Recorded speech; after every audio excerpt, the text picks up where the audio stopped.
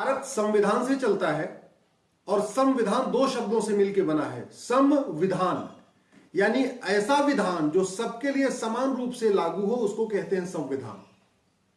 तो संविधान में ही आर्टिकल 44 ये कहता है कि देश के सभी नागरिकों के लिए, यानी लद्दाख से लक्षद्वीप और कच्छ से कामरूप तक सबके लिए एक समान नागरिक संहिता होगी।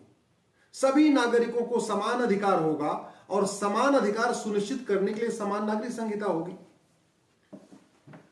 इसमें यह भी लिखा हुआ है कि समान नागरिक संहिता को लागू करना, यानी आर्टिकल 44 को लागू करना, यह सरकारों की फंडामेंटल ड्यूटी है। सबसे पहले उनको डायरेक्टिव प्रिंसिपल को लागू करना पड़ेगा। दुर्भाग्यवश हम आजादी की 75वीं वर्षगांठ मना रहे, संविधान लागू हुए भी 73 साल हो गए। 1950 में संविधान लागू हुआ, हम 2023 में भी बैठे हुए, लेकिन आज तक इसका ड्राफ्ट नहीं बनाया गया। अगर यूनिफॉर्म सिविल कोड का एक ड्राफ्ट बन गया होता तो इसके बारे में सारे कंफ्यूजन खत्म हो गए होते। जो कंफ्यूजन केवल इसलिए बना है कि यूनिफॉर्म सिविल कोड की इंटरप्रिटेशन सब अलग अलग करते हैं, पॉलिटिकल पार्टियां अलग अलग इंटरप्रिटेशन करते हैं, मजहबी मौलाना, पास्टर, धर्मगुरु अलग अलग इसका इंटरप्रिटेशन करते हैं, जबकि ये केवल और केवल ह्यूमन राइट का इश्यू है, सिविल राइट का इश्यू है। जहां तक बात रही कि क्या इसको राज्य सरकारें लागू कर सकती हैं, तो फैमिली से संबंधित जो इश्यू है, फैमिली लॉ, जो परिवार का मामला है, ये कॉन्करेंट लिस्ट में है संविधान में। यानी परिवार के मामले में जो है व्यवस्था, उसमें राज्य सरकारें भी नियम कानून बना सकती हैं। लेकिन सवाल यह बनता है, तो क्या राज्य सरकारें यूनिफॉर्म सिविल कोड लागू कर सकती हैं? यूनिफॉर्म सिविल कोड लागू करने के लिए सबकी शादी विवाह उम्र समान करना पड़ेगा। अब शादी विवाह का जो कानून है वो सेंट्रल एक्ट है, उसको राज्य सरकारें नहीं बदल सकती। यूनिफॉर्म सिविल कोड लागू करने के लिए तलाक का तरीका सबका एक करना पड़ेगा। अब जो तलाक का तरीका है ये भी सबके अपने अपने अलग अलग पर्सनल लॉ से चल रहा है। जैसे मुस्लिम्स का जो तलाक होता है, तलाक हसन, तलाक बाइन, तलाक किनाया, जो भी चल रहा है, वो सारा 1937 के शरीयत एक्ट से चलता है। तो शरीयत, जो 1937 का शरीयत एक्ट है, उसको भी राज्य सरकार नहीं बदल सकती, उसको भी केंद्र सरकार को बदलना पड़ेगा। ऐसे ही पारसी मैरिज एक्ट है, क्रिश्चियन मैरिज एक्ट है, मुस्लिम पर्सनल लॉ जो शरीयत एक्ट है, या हिंदू मैरिज एक्ट है। कॉमन सिविल कोड लागू करने के पहले इन सब जितने भी पर्सनल लॉ है सब में बदलाव करना पड़ेगा, और बदलाव का इनफैक्ट उसको खत्म करना पड़ेगा, तब जाके कॉमन सिविल कोड लागू हो पाएगा। कॉमन सिविल कोड का मतलब ये हुआ कि जो वसीयत का अधिकार है, विरासत का अधिकार है, बच्चा गोद देने का अधिकार है, बच्चे के भरण पोषण का अधिकार है, ये सबको एक समान होना चाहिए। गुजारा भत्ता का जो प्रोसीजर है वो सबके लिए कॉमन होना चाहिए। गुजारा भत्ता का जो अधिकार है, मेंटेनेंस का जो राइट है, वो सबके लिए भी कॉमन होना चाहिए।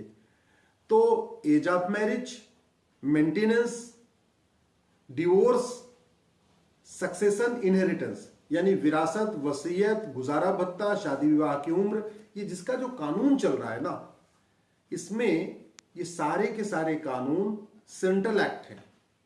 तो राज्य सरकारें कमेटी बना सकती हैं, कमेटी अपनी तरफ से रिकमेंडेशन दे सकती है, लेकिन यूनिफॉर्म सिविल कोड राज्य सरकारें लागू नहीं कर सकती। इसलिए अभी तक जितनी भी राज्य सरकारों ने इस पर कमेटी बनाई है, इसके पहले उत्तराखंड की सरकार ने बनाया, गुजरात की सरकार ने भी प्रॉमिस किया है कमेटी बनाने के लिए, अभी कर्नाटक की में बीजेपी ने भी प्रॉमिस किया है कि हम यूनिफॉर्म सिविल कोड लागू करेंगे।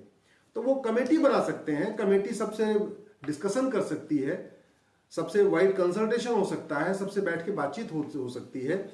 राज्य स्तर पे कमेटी बनाने का एक बेनिफिट ये है कि कम से कम वहां पे 1 to 1 इंटरेक्ट करना, लोगों के ओपिनियन लेना, ये थोड़ा आसान हो जाएगा। लेकिन यूसीसी को लागू करना ये राज्य सरकारों के बस में नहीं है, क्योंकि यूसीसी लागू करने के पहले आपको सारे के सारे जितने भी पर्सनल लॉ है, इंडियन मुस्लिम मैरिज एक्ट है, 1937 का शरीयत एक्ट है, पारसी मैरिज एक्ट है, क्रिश्चियन मैरिज एक्ट है, 1956 का जो आपका हिंदू कोड है, ये सब खत्म करना पड़ेगा, तब जाके यूनिफॉर्म सिविल कोड लागू हो पाएगा या कॉमन सिविल कोड लागू हो पाएगा। इसलिए राज्य सरकारें नहीं कर सकती हैं। अब बात यह आती है कि क्या इतने बड़े देश में कॉमन सिविल कोड लागू किया जा सकता है? अलग अलग भाषा है, अलग अलग तरीका है, अलग अलग रहन सहन है, तो कैसे लागू कर सकते हैं? मेरा यह मानना है कि बिल्कुल कर सकते हैं। आपको एक इंडियन पिनल कोड एक ही है, ऐसा नहीं है कि केरल का इंडियन पिनल कोड अलग है और कश्मीर का इंडियन पिनल कोड अलग है, या गुजरात का इंडियन पिनल कोड अलग है, या नागालैंड की इंडियन पिनल कोड एक है। सब उसको मानते हैं, सब उसके हिसाब से चलते हैं, पूरे कोड की सुनवाई उस पर होती है। आपको उसे इंडियन पिनल कोड की तर्ज पे एक इंडियन सिविल कोड बनाना पड़ेगा। जब तक हम इसको यूनिफॉर्म सिविल कोड कहेंगे ना, तब तक बड़ा कंफ्यूजन रहेगा। और भारत में यूनिफॉर्म सिविल कोड कहना अपने आप में इतना डिस्प्यूटेड हो चुका है, ये यूनिफॉर्म सिविल कोड शब्द इतना डिस्प्यूट में आ चुका है कि मुझे लगता है यूनिफॉर्म सिविल कोड पे चर्चा नहीं करना चाहिए। Indian civil code, Indian penal code है। इंडियन पिनल कोड में 22 चैप्टर है। 22 चैप्टर में हर चैप्टर का लिखा हुआ है कि चैप्टर 1 ये, चैप्टर 2 ये, चैप्टर 3 ये, chapter 15 offence related to religion, ऐसे चैप्टर वाइज उसमें अपराध दिए हुए हैं। ऐसे ही हमें इंडियन पिनल कोड की तरफ पे एक इंडियन सिविल कोड ड्राफ्ट करना चाहिए। इंडियन सिविल कोड में chapter 1 age of marriage, chapter 2 grounds of divorce, chapter 3 procedure of divorce, chapter 4 grounds of maintenance, chapter 5 procedure of maintenance, chapter 6 grounds of adoption, chapter 7 procedure of adoption, ऐसे ही chapter 8 grounds of inheritance, chapter 9 procedure of inheritance. इस तरीके से chapter wise अगर हम करते जाएं तो मुझे लगता है पॉपुलेशन कंट्रोल के लिए भी अलग से कानून नहीं बनाना पड़ेगा, यूनिफॉर्म सिविल कोड अलग से लागू नहीं करना पड़ेगा।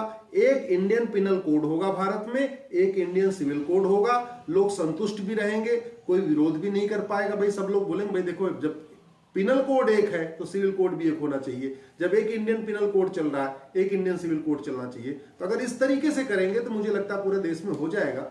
लेकिन ये अच्छी बात है कि अगर राज्यवार इस पे अलग अलग कमिटीज बन जाएंगी तो स्वाभाविक सी बात है उन राज्यों का क्या कंसर्न है, वहां के लोगों का क्या इंटरेक्शन है, उनकी क्या फीडबैक, वो भी आ जाएगी। लेकिन अल्टीमेटली इंडियन सिविल कोड ही बनाना पड़ेगा और पार्लियामेंट को ही बनाना पड़ेगा, राज्य सरकार इसको लागू नहीं कर पाएंगे।